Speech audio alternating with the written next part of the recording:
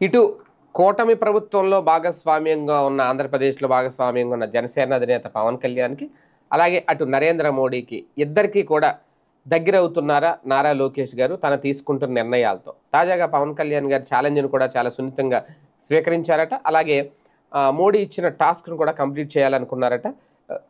ఎందుకంటే ప్రస్తుతం లోకేష్ గారి మార్క్ పేరెంట్స్ టీచర్ మీటింగ్ ఒక రకంగా ఇది నడుస్తోంది. ఇందులో భాగంగా వాస్తవానికి ఆయన కొన్ని కీలక వ్యాఖ్యలు చేశారు నారా లోకేష్ మొన్న ఇక్కడ అనంతపురంలో ఆయన ఒక స్కూల్కి వెళ్ళినప్పుడు. ఇందులో భాగంగానే ప్రతి ఒక్కరి విజయం వెనక ఉండేది తరగతి గదిలో జీవిత పాఠాలు నేర్పే గురువులని, మన ఎదుగుదలను కోరుకునేది కూడా గురువులే అని, ఇదే సమయంలో మనకు నడక బాధ్యత నేర్పేది అమ్మ అని, తల్లి పట్ల గౌరవం పెంచడానికే తల్లికి వందనం అని తెలిపారు. 10వ తరగతి ఇంటర్ విద్యార్థులు అద్భుతంగా రాణిస్తున్నారని చెబుతూ పాఠశాలల్లో రాజకీయాలకు ఏమాత్రం తావు లేదని చెప్పారు లోకేష్. ఒకే రోజు రాష్ట్ర వ్యాప్తంగా పేరెంట్స్ టీచర్ మీటింగ్ జరుగుతుందన్నారు.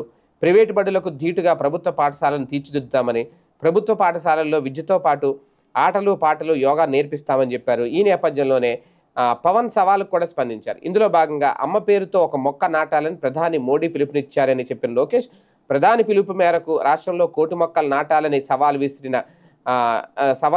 పవన్ సవాలు విసిరారని, ఈ సందర్భంగా పవన్ సవాల్ను కూడా స్వీకరిస్తున్నాను అంటూ విద్యాశాఖ ద్వారానే 1 కోటి మొక్కలు నాటుతామని లోకేష్ తెలిపారు. ఇలాంటి ఆరోగ్యకరమైన పోటీ వాతావరణంలో కూటమి పార్టీల మధ్య పాలన సాగుతుందనే కామెంట్లు ఇప్పుడు పొలిటికల్ సర్కిల్స్లో బాగా వినిపిస్తున్నాయి. అంటే 1 కోటి మొక్కలు నాటాలి అనే లక్ష్యం, అలాగే ఆ టాస్క్ ఏదైతే ఉందో అది విద్యాశాఖ ద్వారానే మేము చేస్తాము అని చెప్పడం.